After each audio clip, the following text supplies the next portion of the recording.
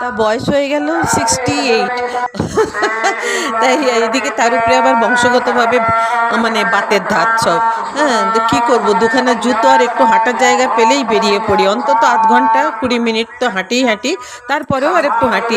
ছিলাম ভুবনেশ্বরে, তো ওখানে আমি এয়ারপোর্টের মধ্যে হাঁটতাম। এখন আছি হায়দ্রাবাদে, তো এখানেও একটা সুন্দর পার্ক আছে, অতএব পার্কেই হাঁটাহাঁটি।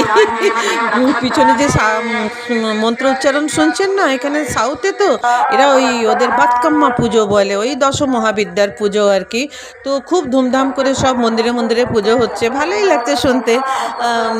আর এখানে তো ওরা খুব সিনসিয়ার, মানে ওদের স্পিরিচুয়ালিজমের ব্যাপারে প্রচণ্ড সিনসিয়ার।